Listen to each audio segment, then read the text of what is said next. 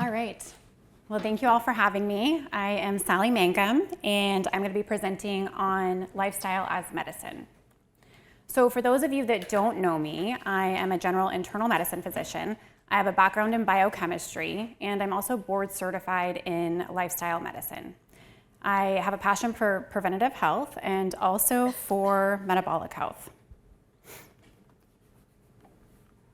So tonight we're going to be talking about chronic disease, conventional management of chronic disease.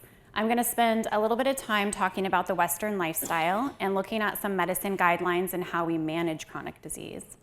Also dive into the 6 pillars of lifestyle medicine and talk briefly about the future of medicine as well. So internal medicine, I like to think of as kind of the home base or the hub for patients who have complex and chronic disease processes that affect the internal organs. As an internist, I provide chronic disease management for those who require it. Also, we provide consultative services for some of the specialties listed here on the slide here that we might not have in the community. And I really find myself advocating for patients quite a bit and also collaborating with specialists that we do have here locally, as well as specialists in Anchorage and in the lower 48. One of my favorite things that I do with patients is really to assess their disease risk so that I can help to provide early diagnosis and also prevention for disease processes.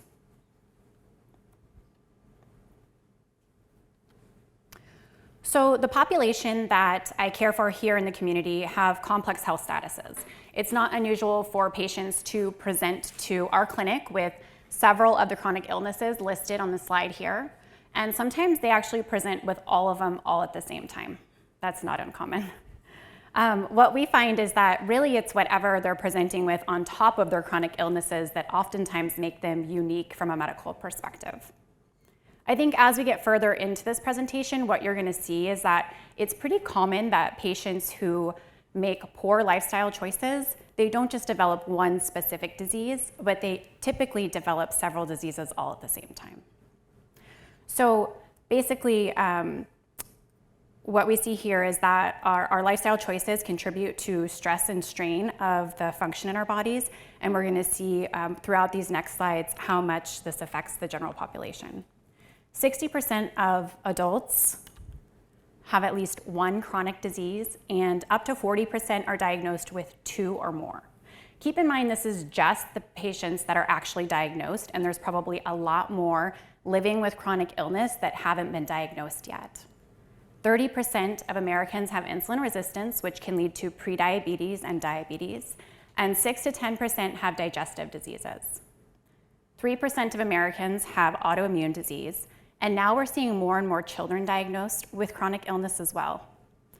We're also seeing Alzheimer's rates at really high rates right now. So Alzheimer's disease has just been increasing in rates over the years, especially in the aging population. The World Health Organization predicts that up to 2/3 of all chronic disease worldwide is the result of lifestyle choices, which is why we're here talking about it today. So what is lifestyle?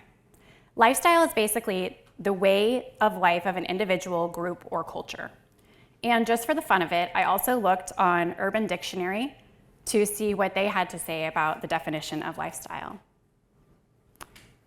I think it was actually pretty good. It's usually pretty entertaining, but this one was pretty fitting.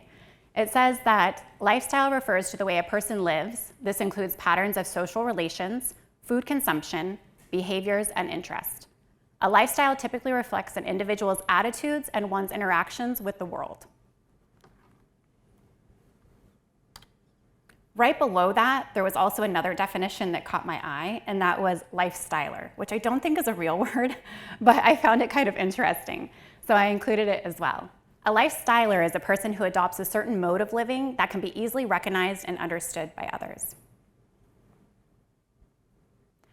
So now let's take a look at the Western lifestyle so we can have a better understanding of how all this chronic illness is developing, and we can see where this leads us. Currently, we live in a nation where we are overfed and undernourished. We lack stress management, including myself sometimes. We do not spend enough time nurturing our relationships. We're sedentary, meaning we don't move our bodies enough, and we are not prioritizing sleep. We don't get enough sleep, and our quality of sleep is poor. We also use risky substances. So this leads us to a chronic disease epidemic. In the United States, approximately 38% of us will develop cancer and half of us will develop cardiovascular disease. This leads to more referrals to specialists, increased ER visits, hospitalizations, and it causes us to rely on procedures as well as pharmaceuticals, no matter the cost. It leads to us spending $3.8 trillion on healthcare in the United States annually, and 90% of that is attributed to treating chronic illness. So how did this happen? And why are we not doing more to prevent it? So in medical training, we basically learn a lot about the structure and the function of living systems. We look at behavior influence, we look at environmental influence, and we also study pathophysiology, how disease happen. We look at the physiology in the human body, we study this on a cellular level, and we learn as much as we can about disease processes. Then we spend a lot of time memorizing pharmacology charts and medications that we use for diagnosis, prevention, and treating these diseases. So in the next few slides, what I'd like to do is take a look at how we use this education that we get to form guidelines that help to guide our medical practice today. The first one here comes from the American College of Gastroenterology, and they have recommendations for treating gastroesophageal reflux disease, or GERD, otherwise known as heartburn or acid reflux. And what they tell us is that patients should have a consultation, and that first-line therapy is to address lifestyle. They recommend lifestyle modifications for a first-line therapy for GERD, even before a procedure or a medication, over-the-counter or a pharmaceutical intervention. Next, we see here that the American Heart Association encourage us to know our blood pressure, which is great. They actually want us to find out if we do have hypertension, know what our numbers are, and then they give some recommendations on how to manage that. And first line for managing blood pressure in the mild range is to make lifestyle changes, and then come back in 3 to 6 months to reevaluate that. Notice too that in the areas where the pressure is higher, they're recommending medication alongside that lifestyle intervention, and then to come back in for reevaluation. Because the hope is that by changing lifestyle, you might not need to be on as much medication, or maybe you can get rid of the medication altogether. The American Association of Clinical Endocrinology does a fantastic job giving us guidelines to treat diabetes, and their first-line intervention is lifestyle, as we see here at the top. American College of Cardiology agrees with this as well. They actually do a fantastic job of providing guidelines to providers, and also through CardioSmart, they have a whole bunch of resources online for patients to learn more about lifestyle intervention. So they're recommending living a healthy lifestyle to optimize cholesterol levels. And this can also decrease risk of heart disease. The American Institute of Cancer Research, they show that basically lifestyle intervention, including nutrition and physical activity, can help to reduce rates of cancer. They really target those two areas because what they see is that when patients change their diet and they add more activity to their life, that they have less rates of breast cancer and colorectal cancer. And particularly, they favor these things because they see that it can help keep cells healthy so they do not develop cellular change that develops into cancer.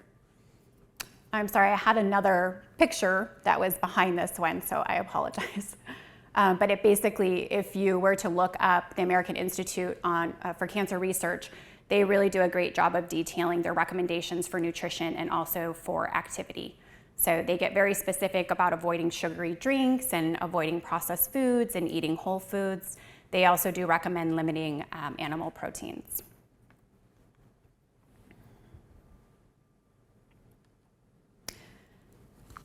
So as you guys see, this really affects every organ system and there's no organ system that's immune to lifestyle choices that we make.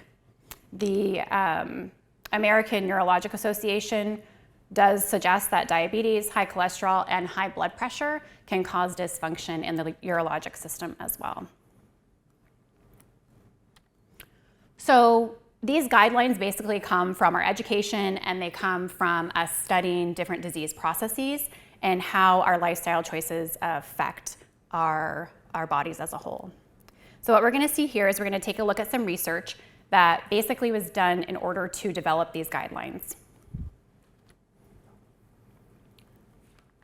So first we see that lifestyle modifications can prevent and treat heart failure. It can also improve inflammatory skin conditions, help treat obesity, positively affect fatty liver disease, reduce risk for cancer, which we just talked about, and also reduce risk for cardiometabolic disorders. And we see that lifestyle intervention can even have an effect on our mood and our overall well-being. So I'm going to pause here and ask for a show of hands. If you guys can raise your hand if you've ever been to a provider, you were there to get help for a medical condition, and instead of prescribing a pharmaceutical or recommending a procedure, it was recommended to you that you try a lifestyle intervention. Awesome. So keep your hands up if that's you. And then I want you to keep your hand raised if you felt like you were properly counseled on how to make that lifestyle modification in your life. So a few more hands went down. And then of those that still have your hands raised, how many of you have been successful with that lifestyle modification?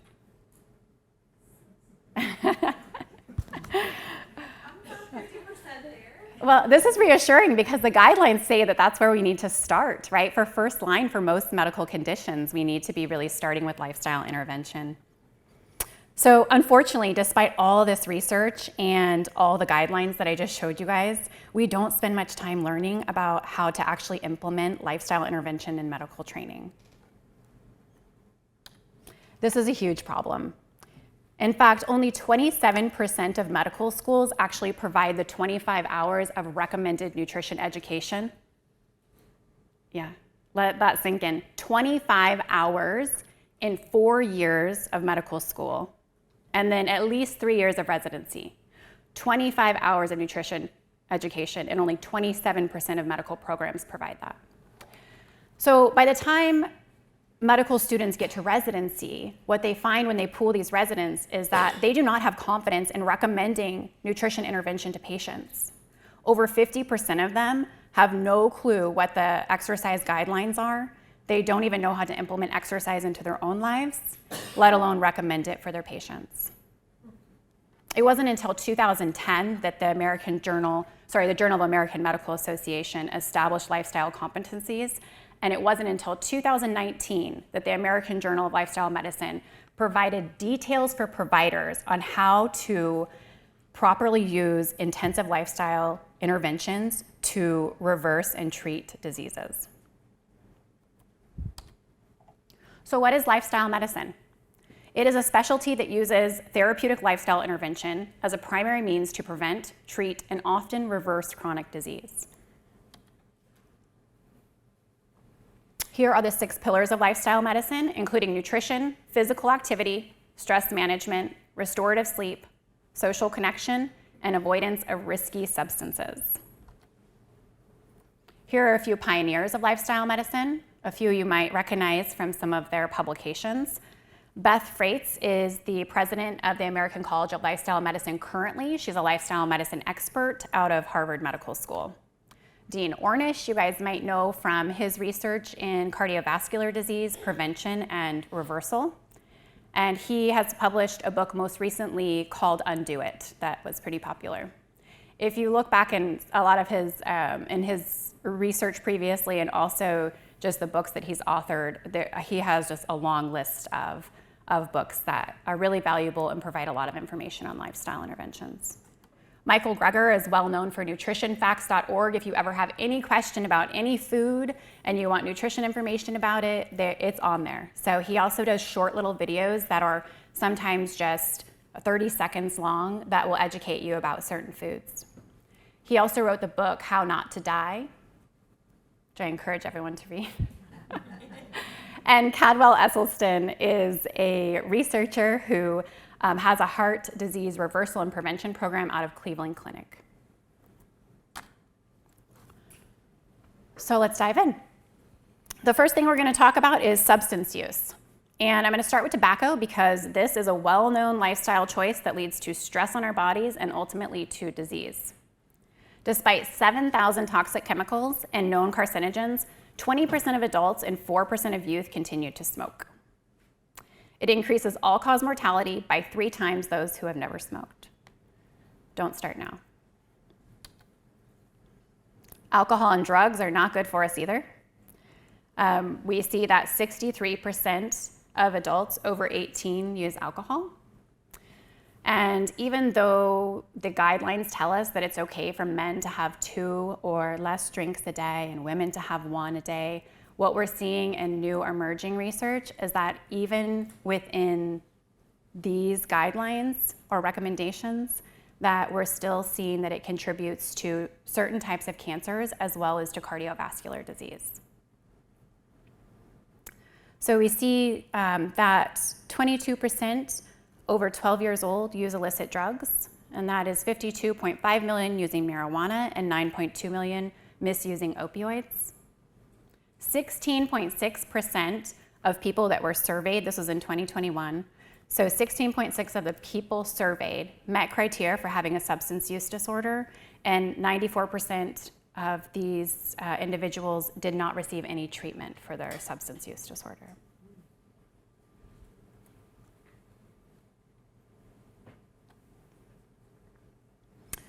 So, avoiding substances is the best thing that we can do for our overall health, and most of us know that, but yet we continue to develop unhealthy behaviors. And I feel like this is a really important slide to go over because it's important to understand how we form these behaviors. It's a first step in really changing our behaviors. I'm going to use ice cream as an example because I think it's relatable. If we look at the habit loop here, I just want to point out that it includes triggers, behavior, and then a reward. Okay? And we're going to look at how we get both positive and negative reinforcement and how that affects our behaviors over time. All right, so we eat ice cream and we have positive reinforcement. It tastes good, we have dopamine firing, it feels good. Next, it distracts us from whatever else is going on and it reduces our feelings of stress. So we might look at these 2 different areas on the habit loop and think that this should be something like the little devil and the little angel. But what happens is it actually triggers our brain like it's 2 little angels. And when we get that reward, we continue to do the behavior over and over and over again. We do this even when it doesn't align with our long-term health goals. We do this with substances like tobacco, alcohol, marijuana, and we do it with food as well.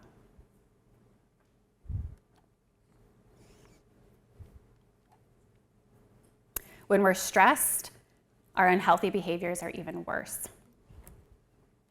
Can anyone relate? So stress increases substance use and abuse. And we became well aware of this during the pandemic. We basically saw that because individuals were trying to avoid becoming sick with COVID, they were having these behaviors where they were isolating, and it was creating increased amounts of anxiety, and so they were turning towards more substances. I saw in general that a lot more people that I know were drinking a lot more often and in greater quantities during the pandemic. So in order to address this, we have to think about those behavior loops. And we have to understand also that this is really counterproductive, right? So in the moment, it might satisfy our need or alleviate a little bit of stress in the moment, but long term, it has potential to create even more stress and can be really counterproductive for our long-term health.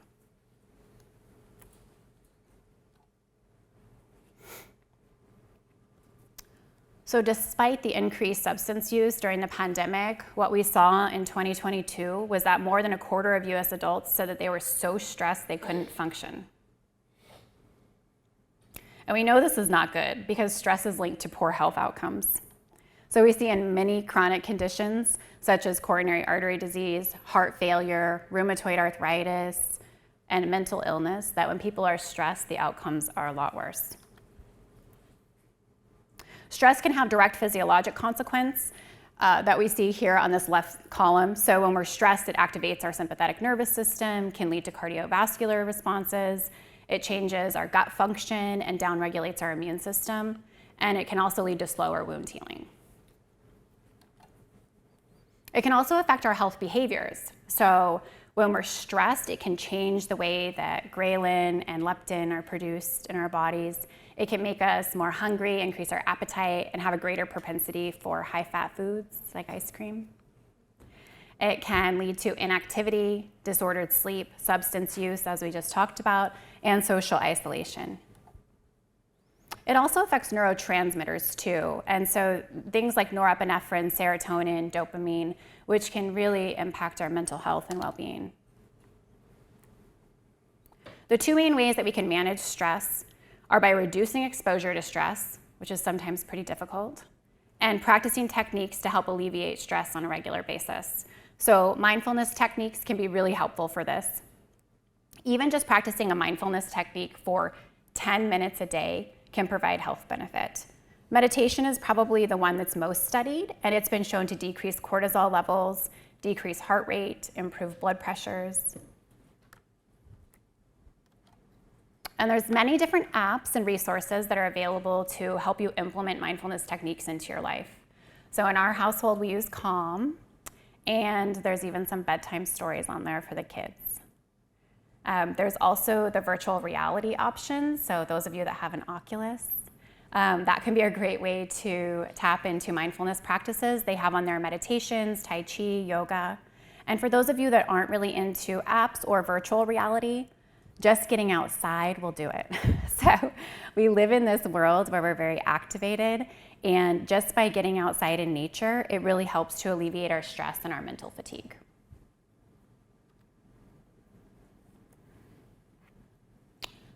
So you can exercise alone, or you can exercise with friends. You can do mindfulness techniques alone or in groups like yoga classes. The more the merrier. What we see is that social connection is really important for our health. So social connection can impact our mental health, emotional health. It helps us manage stress better, and it contributes to positive health outcomes. There's also been research that social connection can lead to longevity as well. We see that micro moments of connection can have positive health benefit. So it doesn't have to be, a full-blown event. Even just throughout the day, some micro communication with other individuals can be really beneficial. Conversely, those with poor social support have increased risk of stroke and cardiovascular mortality. So we live in a country where 30% of adults report being lonely and 25% are socially isolated. And this study shows that those with greater stress have higher markers of inflammation, increased waist circumference, and also greater body mass index. So we have low strain, high strain, and then this is the inflammatory marker. We have waist circumference and body mass index. We also see that those with high support, they have lower blood pressures, they have decreased waist circumference, and in middle to late adulthood, it looks like their BMI is lower, and in late adulthood, it looks like it's about the same as those with low support. So here we see that as we age, those with more social integration have lower inflammatory markers, better blood pressure, smaller waist circumference, and approximately the same BMI when compared to young adulthood. And I'll just note that this BMI is about a 0.5 difference from 28.5 to 29, so pretty small difference there. This is my plug for Parks and Rec as well as the senior program. And their website is lovely. There's a lot of information on there For the senior program, they have lunch meetups, they have aquasize, and they even have a monthly grandparent-grandkid craft night. They update this every month. So I just found the August one out there. I didn't see this one up, the one for August up yet for the community events, but it might be up by now. And this brings us to activity. So activity can positively influence 7 out of the 10 most common chronic illnesses, and only 23% of us are meeting the criteria or the guidelines that are recommended for exercise on a daily and weekly basis. The CDC estimates that getting adequate physical activity can prevent 13% of breast cancers and colon cancers, 8% of diabetes, and 7% of heart disease. So let's take a look at the guidelines.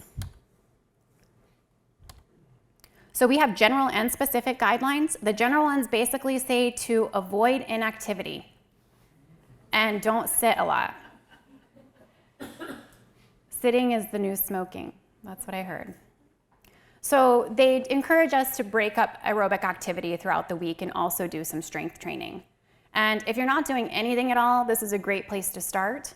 But then as we get more specific about our goals, really taking a look at those specific physical activity guidelines is important. 150 minutes of moderate intensity aerobic exercise per week can increase your life expectancy by 3 years. And that can be done, in larger increments, fewer times per week, or even 30-minute increments 5 times a week. They also recommend that we participate in strength training, which becomes really important as we age to make sure we're maintaining our lean muscle mass. And it looks like, what else do we have on here? They give some additional guidelines too in terms of if you're having more vigorous intensity activity, that you can also kind of account for that. So these guidelines, they align perfectly with the American College of Cardiology guidelines and also with the American College of Lifestyle Medicine as well.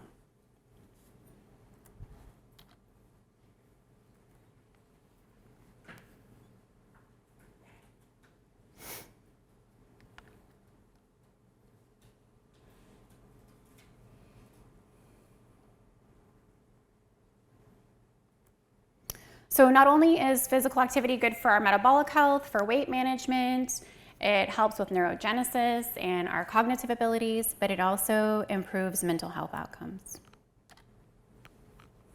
I just learned recently that sports with a racket can add even more years to your life. Do we have any pickleball players in the room? Tennis players? Badminton? Okay, a few.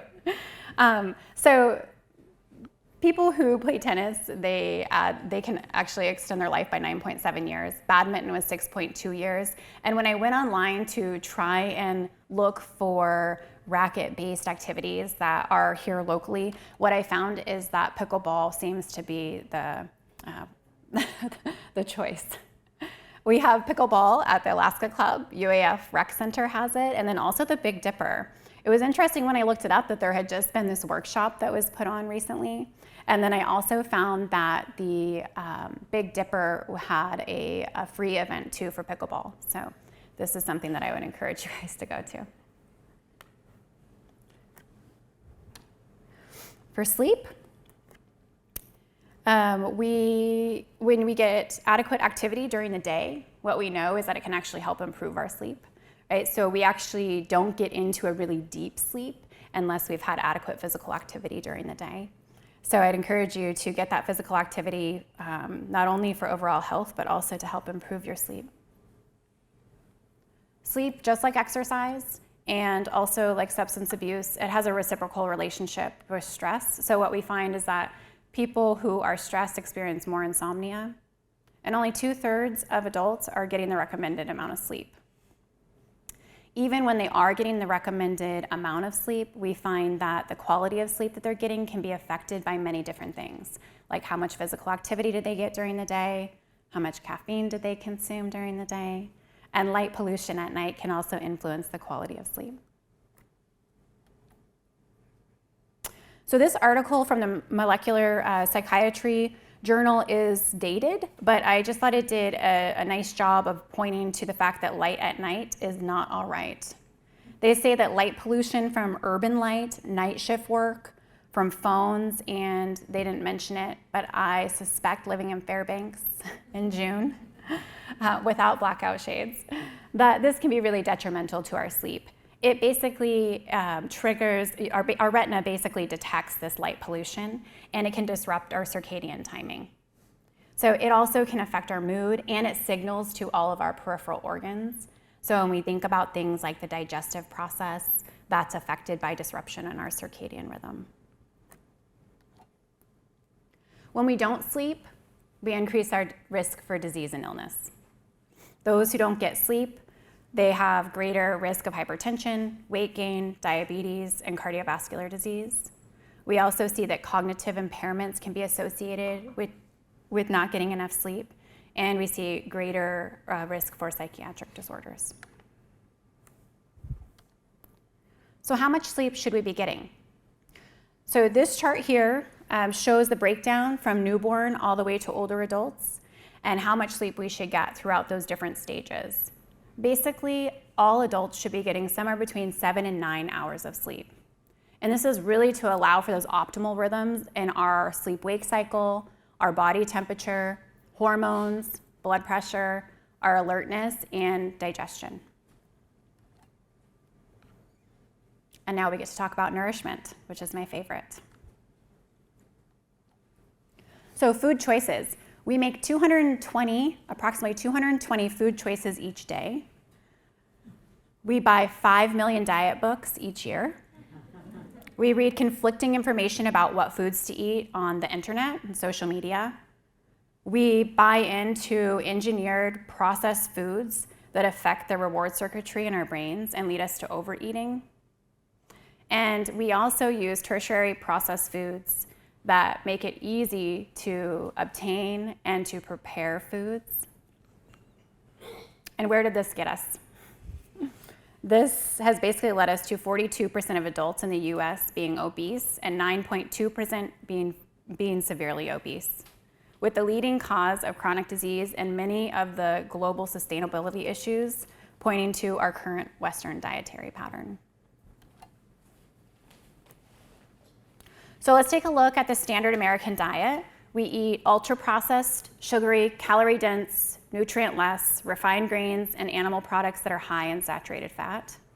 And the American College of Lifestyle Medicine thinks that this is not a great idea.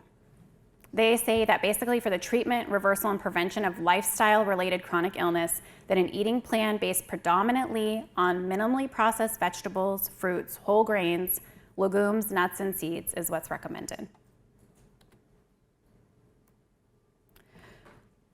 So let's take a look at optimal nourishment. When we provide our bodies with optimal nourishment, we produce metabolites, neurotransmitters, hormones, and other cellular signals that translate from our GI system to the rest of our body, even to our central nervous system. When nutrition is optimal and supported by our healthy lifestyle practices, we can achieve wellness and longevity through many metabolic processes, as listed here. On the flip side of that, we see that unhealthy lifestyle practices that overload our systems with too many processed foods and saturated fats. They stress our organ systems, and as seen in this illustration here, we can start to see fat infiltrate in many different organ systems of our body. For those of you that know Dr. Steiner, I heard somebody in here talking about him a little bit earlier. So I once heard him say that there is no medication he can give someone that they cannot out-eat. And it's true for lifestyle too. So even if we're getting some decent sleep and we're moving our bodies a little bit, if we're not properly nourishing our bodies, then we are not carrying out our metabolism with ease, and this can lead to chronic illness. It's not just about calories in versus calories out, which is a method for managing weight. But when we're truly thinking about our overall health and metabolism, the quality of the food that we eat does matter. When we think about calories from whole food versus processed foods, they're very different in terms of the micronutrients, in terms of their glycemic index, the metabolites they produce in our bodies, how they're used and stored in our bodies. And this study, published in the American College of Cardiology, they looked at those who ate plant-based diets, both healthy versus unhealthy plant-based diets. And they found that those who ate nutrient-dense, fiber-rich, minimally processed plant-based foods had a 25% lower risk of developing coronary heart disease. Now, interestingly, this is exactly what cardiology recommends for patients that have had a cardiac event. So if somebody goes into the hospital or the ER with a heart attack or a stroke, it's oftentimes recommended that patients modify their diet to eat more plant-based meals. If any of you have seen Dr. Ren, then you'll know this to be true. And it's interesting because they recommend that in order to prevent another cardiac event. We call this secondary prevention. But I think what we don't do a great job of is primary prevention. Why don't we start this now so that people never have the first cardiac event? So here's a closer look at that plate. Studies show that patients who eat this way, this plant-based diet, they are more likely to be living at a medically healthy weight. They have lower levels of inflammation. They reduce their rates of type 2 diabetes, have better blood pressure and cholesterol levels, and they have more optimal profiles of their gut bacteria. So now we're going to look at how these lifestyle medicine pillars can shape the future of healthcare. So I believe that medicine in the future will use more lifestyle strategies to help patients achieve and maintain health rather than treat disease once it's established. It focuses more on motivation and adherence to lifestyle interventions that support the individual, the community, and also the environment. It uses allied health services such as health coaches and nutritionists, as well as personal trainers, to help patients achieve their health goals. And it puts the provider in more of a collaborative role with these other healthcare professionals for patients to achieve their health goals. What we see currently is that 80% of healthcare visits, hospitalizations, and costs worldwide are attributed to these medical conditions listed here. By targeting specific behaviors that lead to those conditions, we can really make a big difference, not only in our overall health, but we can reduce the need for specialty consults, ER visits, hospitalizations. We can reduce the need for certain procedures, as well as pharmaceutical prescriptions. Ultimately, we can reduce the overall cost of healthcare. In the future, we're going to continue studying more areas like the blue zones. These are places in the world with the highest rates of people living longer and healthier than average, as these people are not dying from chronic illness. We can learn from them. If you've seen me in clinic, you might have seen this food pyramid before. It's my favorite because it doesn't exclude anything. It just really emphasizes eating more of the good stuff more often.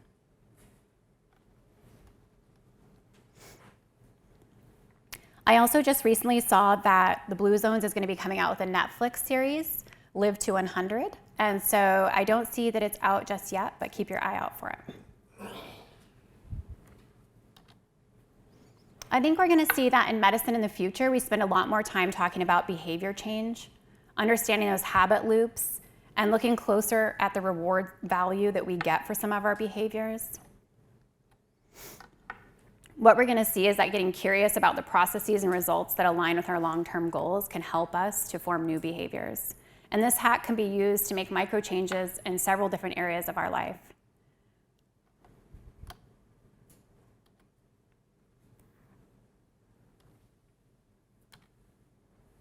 I suspect that we're going to be writing more nutrition and physical activity prescriptions. And this one here, I really like this acronym, the SMART goal. It really helps to kind of establish key features of a prescription or a recommendation that make it a lot easier for patients to follow. So rather than suggesting that you eat more fruits or vegetables, it looks something more like by the end of the week, you should be increasing your daily fruit and vegetable intake from just 1 to 3. So it has to be something that we can measure and that's achievable and that we can follow up on to really help to form those habits that lead to long-lasting health benefits. I think we're going to see more programs like this one, the Complete Health Improvement Program, that use lifestyle enrichment education for disease reversal. This specific program, they basically implemented 18 sessions in a group environment that allowed for group discussion, peer support, goal setting, and self-monitoring. And then in 30 days, they looked at the overall results. They saw significant improvement in blood pressure, cholesterol, and blood glucose levels in just 1 month. So we see here that blood pressure was reduced by 7.3%, total cholesterol by 11.3%, and LDL reduction specifically 12.9%. In this program, they really educated patients about plant-based diets and also encouraged physical activity.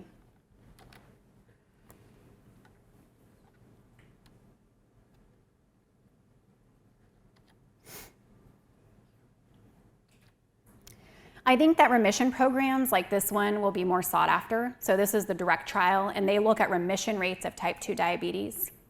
Type 2 diabetes is a reversible disease, and what they did is they took patients and they put them in an intensive lifestyle intervention and compared them to patients that were being treated with pharmaceutical intervention.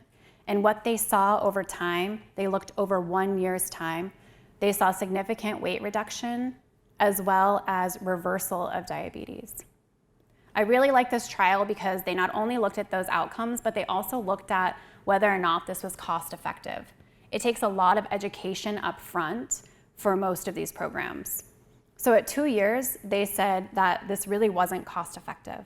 But at 5 to 6 years, they started seeing cost savings, probably because it was preventing those follow-up appointments and also further complications related to diabetes, like retinopathy, chronic kidney disease, gastroparesis.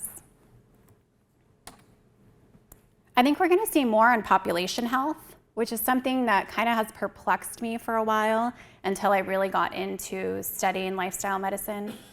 But it really takes us from a place of focusing more on sick care and looking really at achieving health outcomes for groups of individuals. So it really focuses on understanding prevalence of disease, patterns and social determinants of health, and interventions to improve health outcomes for specific populations, as well as on a global level.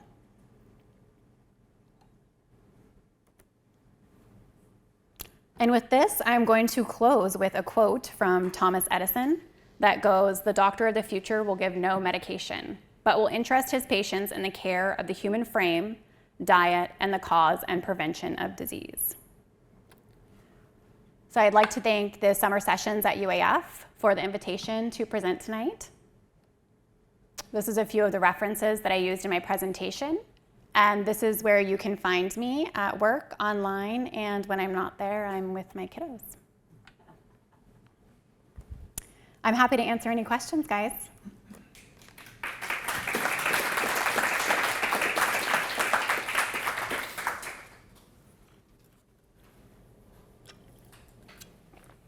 In the back. I'm interested in, I think you kind of noticed we aren't real young things in here. So, like, you talked about the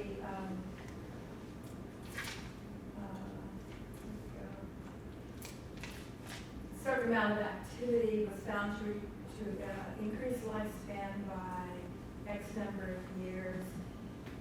Do you have age-adjusted data? Like Yeah. that, you know, if we're in our late 70s, early Right. 80s, what kind of a difference will these sorts of lifestyle changes Absolutely. us? Yeah, so the question is, when we look at the guidelines for physical activity, how do we really extrapolate that for different age ranges? Meaning, do we have to be doing this for 10 years to really get that benefit? The answer is no. So this is part of the reason actually that when we see patients with cardiovascular disease or who have had a cardiovascular event, that we put patients into cardiac rehab or pulmonary rehab. Because what we see is that even those few months of that intensive rehab adds years of life to, even if you're 70, even if you're 80, it can really make a big difference. it's really about starting, right? So if you look at those initial guidelines, it was about not being sedentary. It was about not sitting, getting up, right? Any amount of activity is going to be beneficial. So I can't give you an exact number, but what I do know is that most of the studies where we see that there's benefit in activity, this is not done as a primary prevention. Usually it's in patients that have already developed chronic disease, and we're looking to see if it's benefiting, either stabilizing their disease or reversing it. So I don't have a specific answer for you, but it is important to be active at any age. And I think we even saw on there, on one of my slides, it showed that just doing calisthenics, that can increase your life expectancy by a few years. So if you're not doing it, start now. And does that also hold true with diet? Absolutely. So if you look at the question was, does that also hold true with diet? And yes, it absolutely does. If you look at Dr. Ornish's and Dr. Esselstein's research, they basically take patients that have established cardiovascular disease already, meaning they actually have plaque in the coronary arteries, and they put them in intensive programs, and they show reduction in that plaque burden. So absolutely.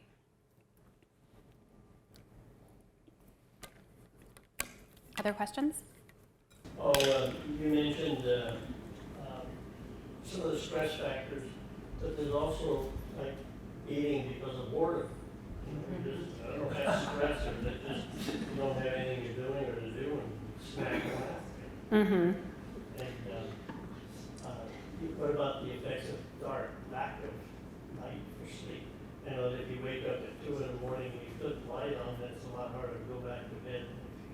Yeah, good point. Good point.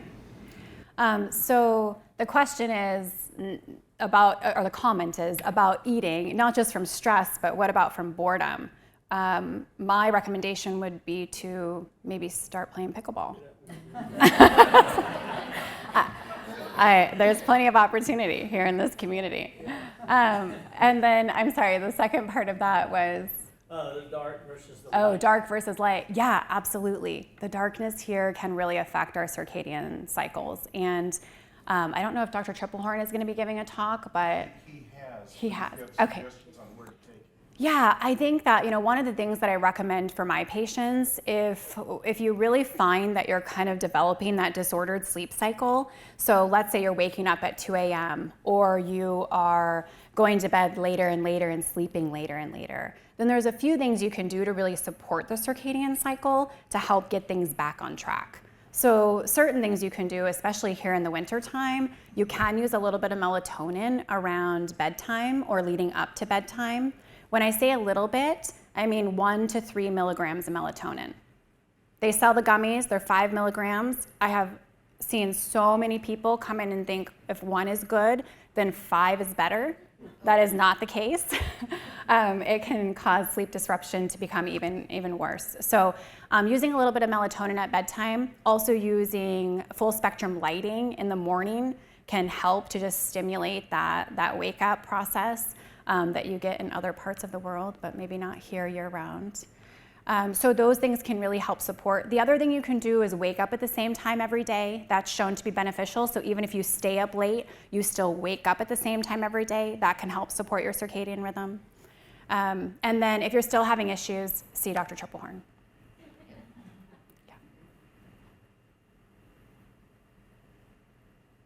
I have a question about, so the model you said about, writing those prescriptions for prevention, but it seems like the Canadian system with the socialized medicine is already set up for prevention and lifestyle prescriptions, so to speak. And they, I know that wasn't part of one of the studies of comparative countries, but it seems like they have, more longevity, and that their seniors are overall, it seems like, much healthier, doing better, have better connections with each other in settings, mobility, they have better mobility.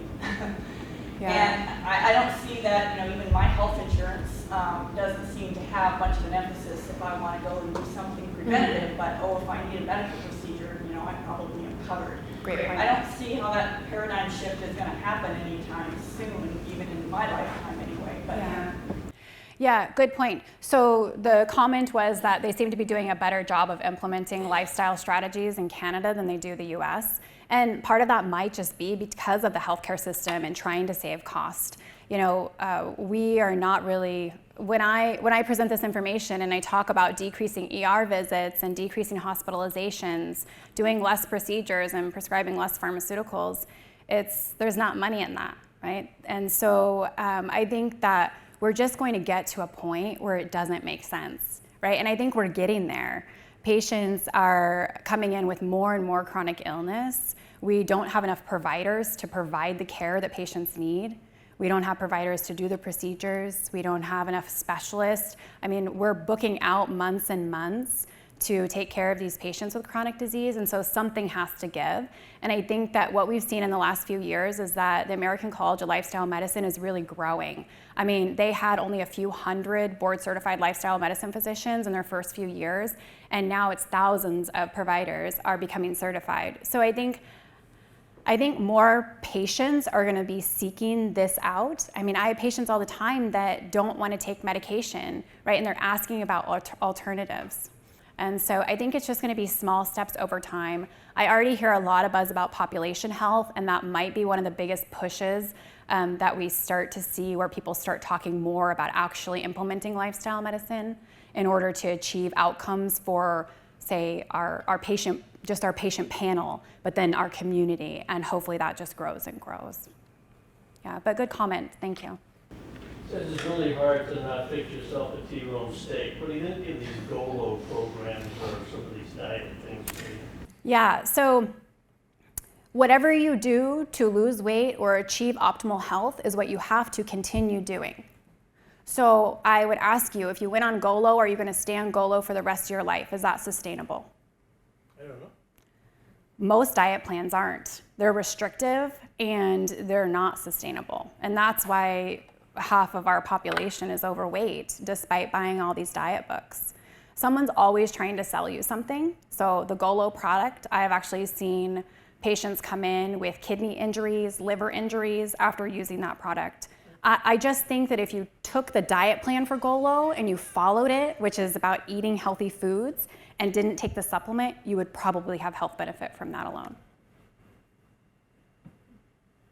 Yeah. I spent a few years in Cusco, Peru. 11,000 feet, very bad pollution, except when we're all smoking 10 packs a day like the last week. And so I talked to the councils of 4 different countries and the U.S. ambassador. And I tried to explain it. This is the problem, and this is what you can do about it. He told me that his job is to protect American citizens. And I said, well, the worst thing they can do in Cusco is breathe. Now, bringing that home, I've actually made 30 trips out of the country, averaging 5 months apiece. And it's more dramatic, especially since I quit going to the gym when COVID hit. But I have a plant-based diet. That's what I eat. I went to Italy for 3 months this year. I lost 15 pounds. I come home in 3 months, I gained 15 or 20 pounds or something like that. Is there, I'm not interested in living longer. I'm interested in health span. Is there a gut fauna test? Because I live off of Monsanto, in effect. American food is bad. Alaskan food is worse. We get what who knows, but it's not. I can eat what I want in Italy, and it falls away. Is there a way to maybe keep a food diary and take a daily blood drop test that correlates? We're not there yet. That tells me how this food is affecting me, so I can change this diet. Is there something I can do? Yeah. I know what's helping. The comment is about why is it so much easier to lose weight when I'm traveling in other countries, eating whatever I want, but come back to Fairbanks and end up gaining weight. So a few good points that you made there. And one of them is that, when we talk about a healthy lifestyle, we're not just talking about weight. We're not just talking about the size of your body. We're talking about the metabolism and what happens on a cellular level. So everything that we use to nourish our bodies, and as well as exposures, affects that. And so you're right. Eating, wheat here that's more processed, our guts might not tolerate that as well. as when you're in Italy eating, bread that's made from wheat that's less processed.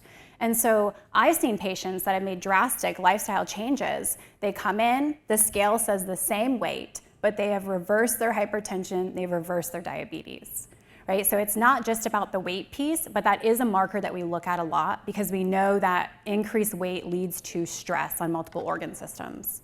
So is there a test? There are many tests that we can look at to determine what your disease risk is. It's not as simple as keeping a food diary and then having a blood draw every day, but maybe we can look at things like, maybe we can look at lean muscle mass on the body. Maybe we can look at cardiac CRP or inflammatory markers in the body. We can look at your LDL levels and triglyceride levels. We can monitor blood pressure.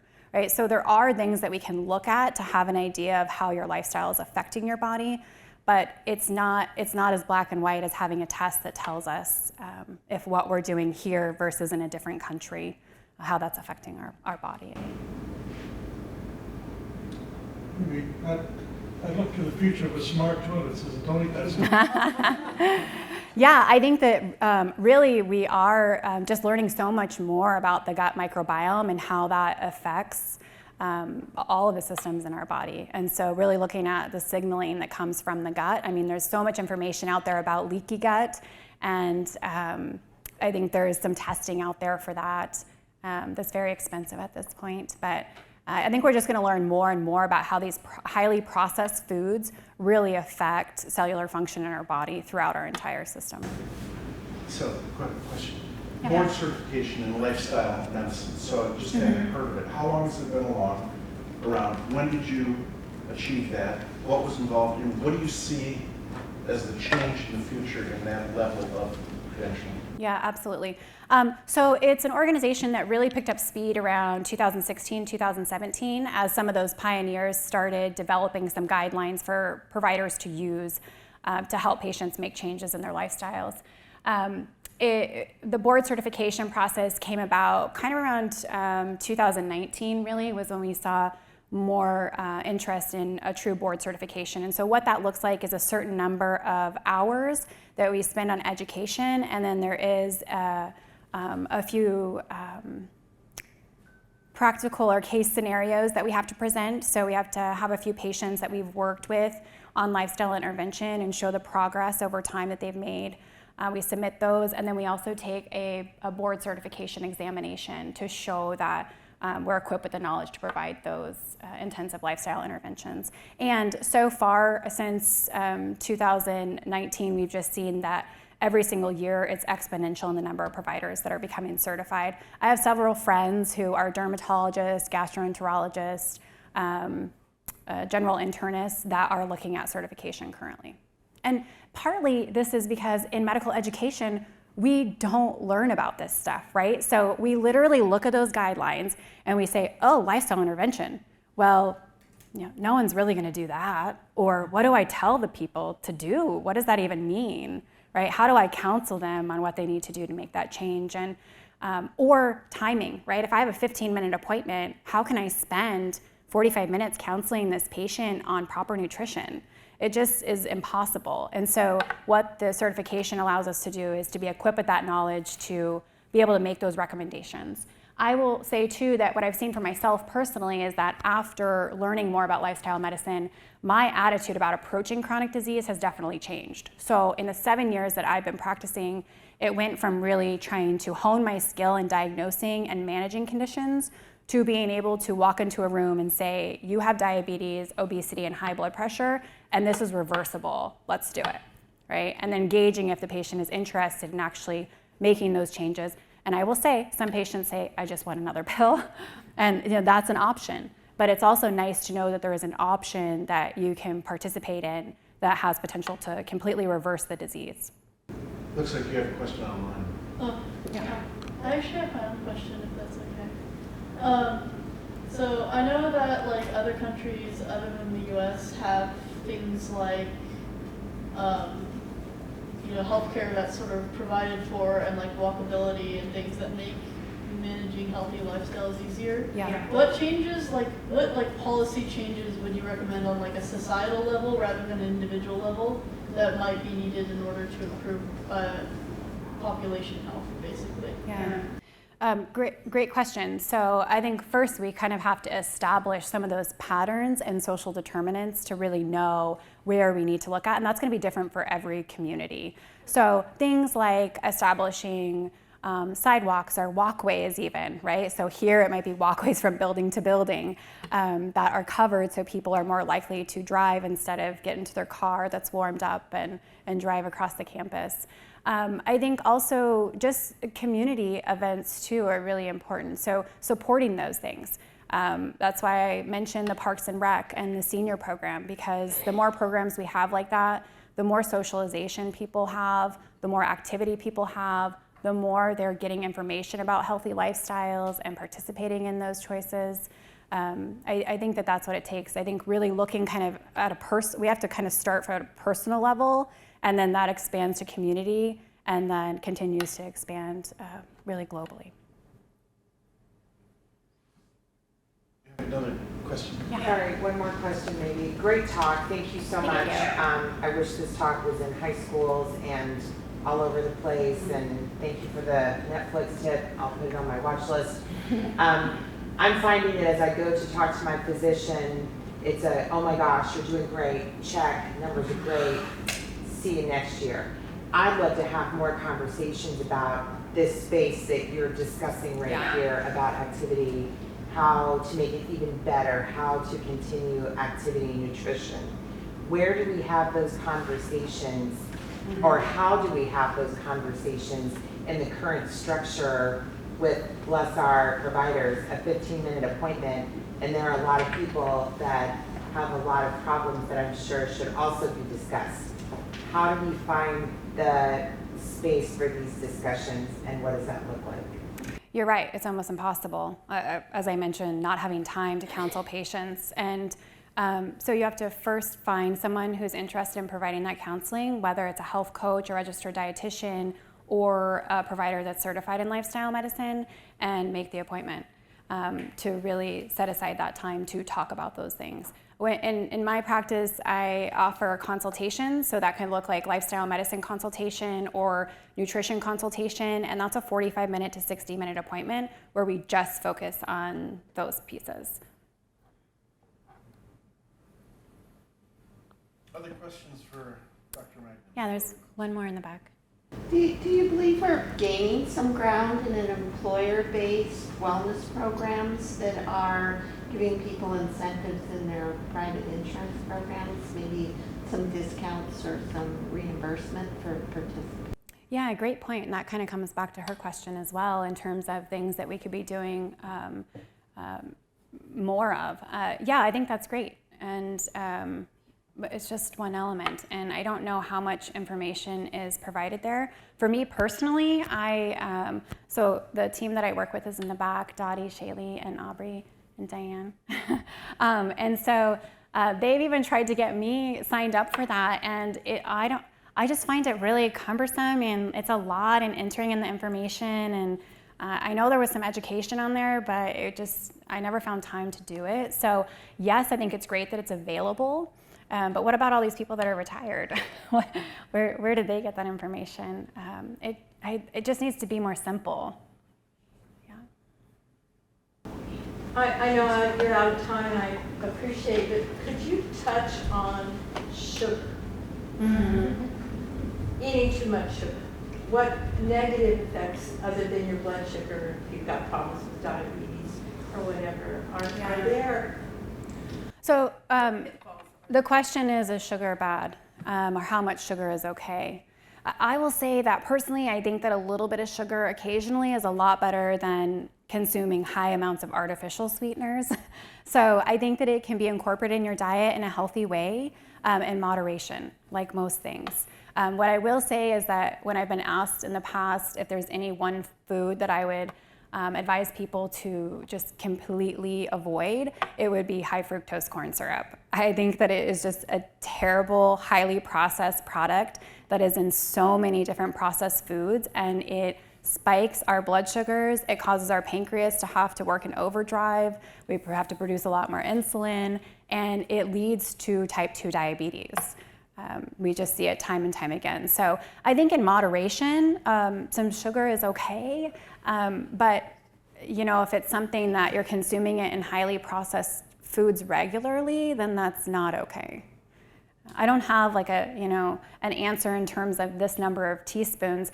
I will say it's kind of like the egg issue too, right? So it depends on each individual. So, for you, we would need to look at really what are your dietary needs? What does your body need to function optimally? And then that might help have a better idea of how much sugar is reasonable for you to be consuming. But I think, so people ask about eggs all the time, and the question is, are eggs bad or are eggs good? And it's back and forth, and it's like neither. They're not good or bad. But if you're someone that has a cholesterol of 300, stop eating eggs, right? If you're someone that your cholesterol looks awesome and you have a few eggs per week, great. It's not about being good or bad, it's just about how much is okay for you to eat given your overall metabolic health. I have a comment to add to that. I've been really surprised to find how many people don't know that most insurance plans will cover an annual wellness exam, and that's like usually at least a 30-minute appointment, so you do get more one-on-one time with the doctor to ask specific lifestyle questions. And also those yearly labs, so you can see the progress that you've either made or backtracked from. Yeah, absolutely, good point. annual labs. Yeah, thank you for that. This is a comment from a pharmacist who watched people pay unbelievable co-pays at the counter, right, for drugs that control their chronic diseases. And if I told one person if he would take that money and invest it in a personal trainer or a dietitian, you would be miles ahead than taking this weight loss drug.